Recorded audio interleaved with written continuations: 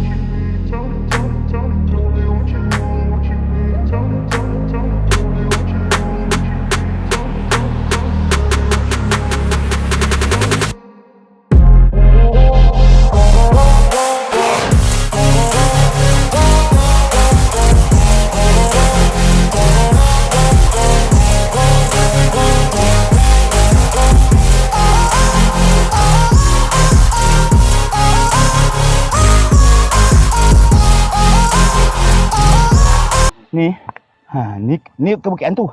Ni ke Bukit Setan. Ni turun bawah, ambil kiri.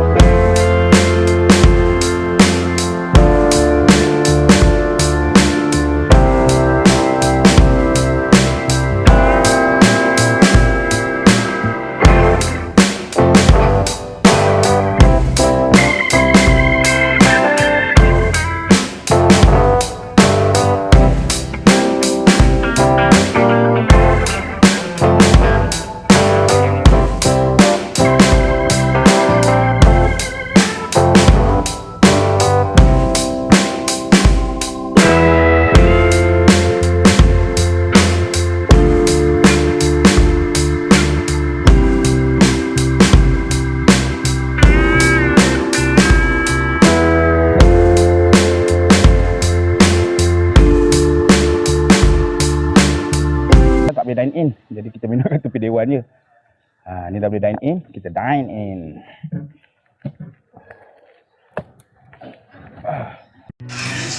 Cuba cerita sikit lah.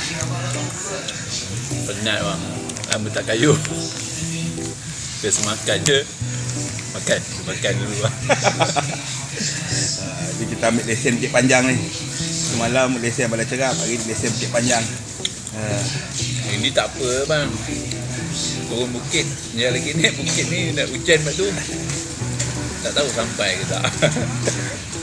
Layan. Untuk layan. Layan tengok dan kedai kopi ni lagi kenyang. Tak tahu boleh ke tak boleh. Layan.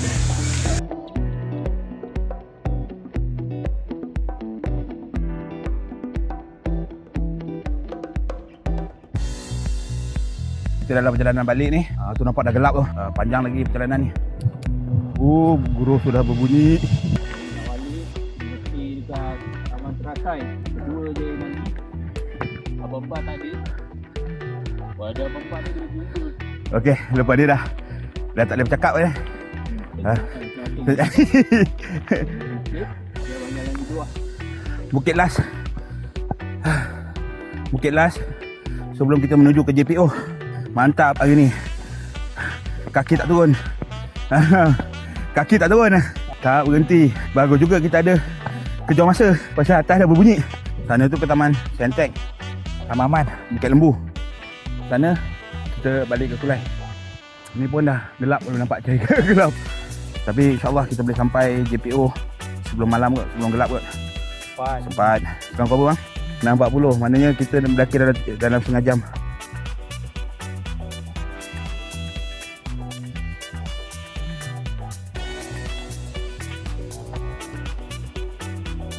Antara tip-tip yang boleh kawan share kat sini, kawan slow je.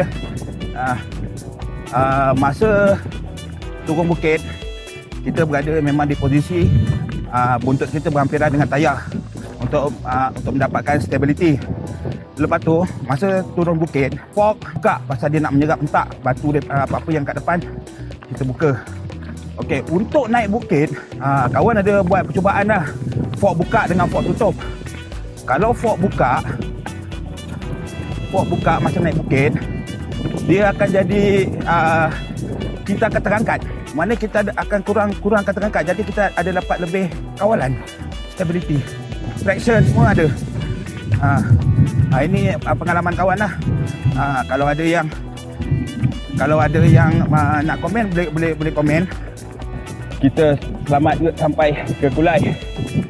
Jangka masa perjalanan kalau non-stop rasanya daripada Teratai Indapura ke Teratai Kudai dalam 40 minit non-stop.